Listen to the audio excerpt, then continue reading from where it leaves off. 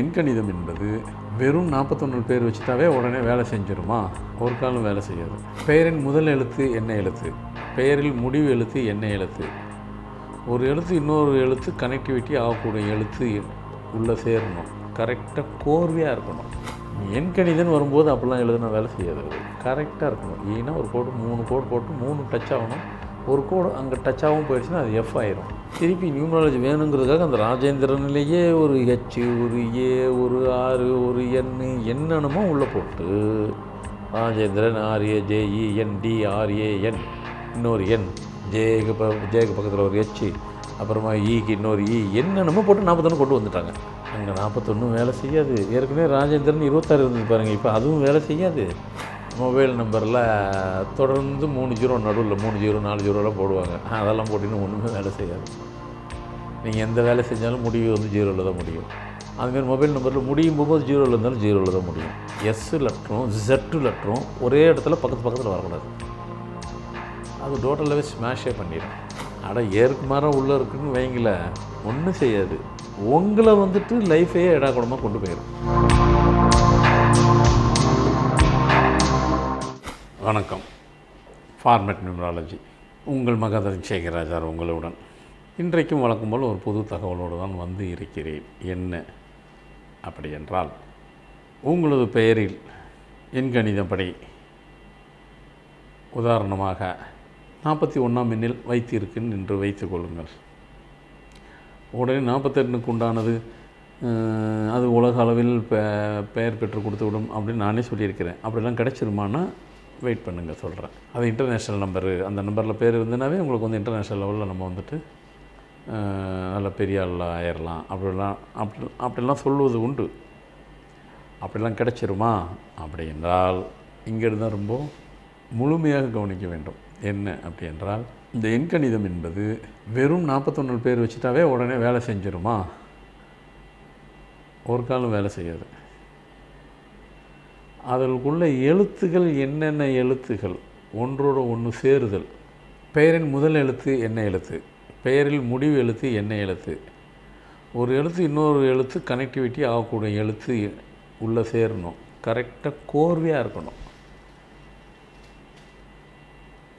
இப்போது 41 இருக்கும்போது அது சரியான கோர்வை இல்லைனாக்கா அது 20ஆம் நம்பர் கூட வேலை செஞ்சிடும். ஆனால் பேருக்கு தான் 41 இருக்கும். நம்பர் 20 இல்லை, 20ஆம் நம்பருக்கு உண்டான பலன் என்னவோ அந்த மாதிரி செய்யும். ஆனால் நம்ம அமைச்சது 41. இது என்ன புதுசாக இருக்குது? அதுதான் உண்மை. அதுதான் எண்கணிதம். அதனால தான் எண்கணிதம் வந்துட்டு ரொம்ப கேர்ஃபுல்லாக ஹேண்டில் பண்ணணும். ரொம்ப கேர்ஃபுல்லாக ஃபாலோ பண்ணணும். அதை கையாளுற மூலம் ரொம்ப அவசியம். ஏன்னா அதுக்கு சக்தி அதிகம் அப்படின்னு சொன்னால் அதை பயன்படுத்துகிற மெத்தடும் கேர்ஃபுல்லாக இருக்கணும். அதனால தான் நான் பேர் கொடுத்துட்டாக்கா நீங்கள் அந்த பேர் எழுதுனதை என்கிட்ட ஒரு முறை முதல் நாள் சென்ட் பண்ணி நீங்கள் அனுப்பி விடுங்க, நான் செக் பண்ணுறேன் அப்படின்ட்டு. அவங்க பேர் லெட்டரில் அப்படின்னு வரும். இந்த ஈயை கரெக்டாக வழக்கமாக போடுறது நம்ம சௌரியத்துக்கு இப்படின்னு போடுவோம், ரன்னிங்கில் போட்டுருவோம்.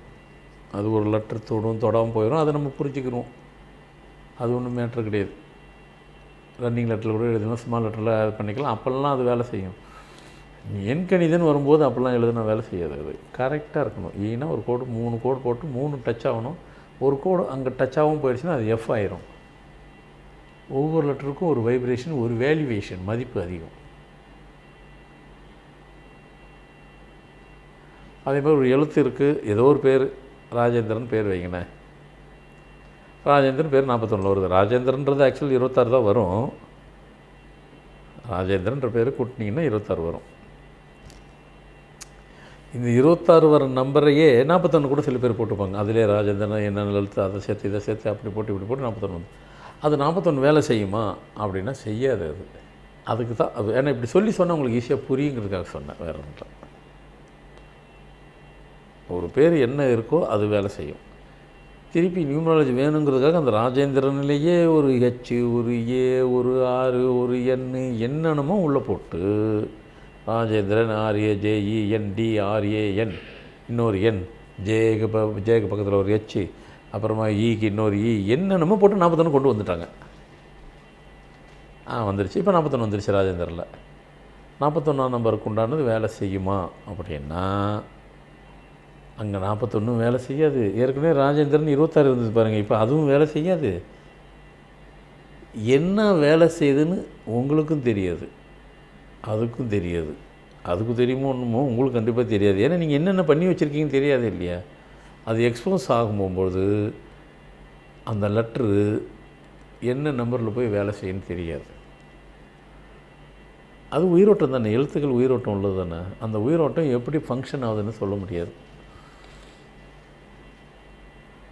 அதை தான் சொல்கிறது. 41 அது 20 செய்யுதோ 30 செய்யுதோ அதை தான் எண்கணிதங்கிறது ரொம்ப கேர்ஃபுல்லாக ஹேண்டில் பண்ணணும். அதனால தான் என்கிட்ட சில பேர் கொடுத்துட்டு, என்ன சார் காலம்பரை கொடுத்துட்டேன் சாயந்தரம் வரைக்கும் வரலையே சார், கொடுத்து 2 நாளாவது வரலையே. வராது, அது வெயிட் பண்ணுங்கள். ஏன் அப்படின்னா பொறுமையாக கேல்குலேட் பண்ணணும். இதுக்கு ஃபுல்லாக கேல்குலேஷன். உங்கள் லைஃபு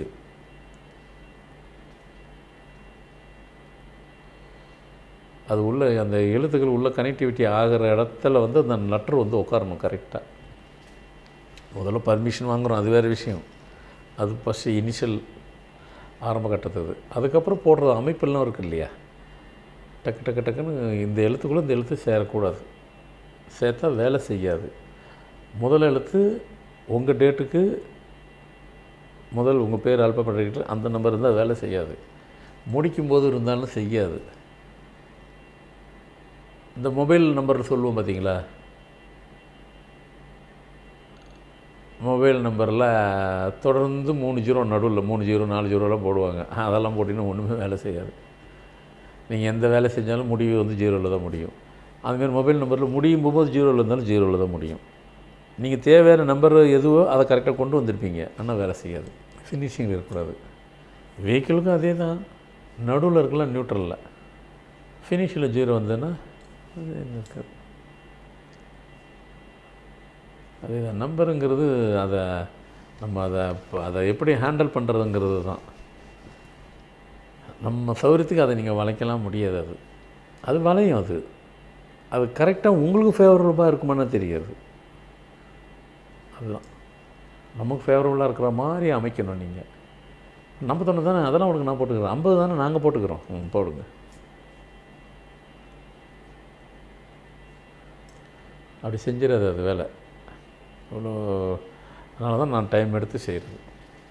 நான் ஃப்ராக்சர் ஆஃப் செகண்டில் போட்டுருவேன், ஒன்றும் பிரச்சனை இல்லை. நான் லைவ்லேயே பார்ப்பேன், லைவே கொடுப்பேன். நிறைய பேர் பார்த்துருப்பீங்கன்னு நினைக்கிறேன். போர்டு கீடு எதுவும் வைக்க மாட்டேன். பேர் சொல்லுவேன், என்ன பேர், ராமலிங்கம். நான் 34 வரும், அடுத்து இன்ஷியல் போட்டுக்கிட்ட கிடக்கிறன்னு போட்டு அப்படியே அந்த ஸ்பாட்டு போடுவோம். அதுவும் போட்டுருவேன். என்ன பேர் சொன்னாலும் மேக்ஸிமம் பேரை நம்பர் சொல்லிடுவேன், டக்குன்னு சொல்லிடுவேன். ஓகே. அப்போ அது ஒரு டெலிபதியில் சொல்கிறது. அதுக்காக எல்லா நேரத்துலையும் அதே டெலிபதியை யூஸ் பண்ண முடியுமா? பண்ண மாட்டேன். பொறுமையாக தான் செய்வேன். அதனால் இந்த பேர் அமைக்கிறதுங்கிறது நம்பரோடு மட்டும் கிடையாது, வேலை செய்யலை. அதை நீங்கள் புரிஞ்சுக்கிறது, இதெல்லாம் புரிஞ்சுக்கிற தன்மை வேணும். அந்த ஒலி சவுண்டு, பெயரின் முதல் எழுத்து, பெயரின் முடிவு எழுத்து, பெயரில் இடையில் வர எழுத்துக்கள், அந்த இருக்கு இல்லையா, சில லெட்டரில் தொடர்ந்து அது அந்த நம்பரே ஒன்றுக்கு ஒன்று வேலை செய்யாது,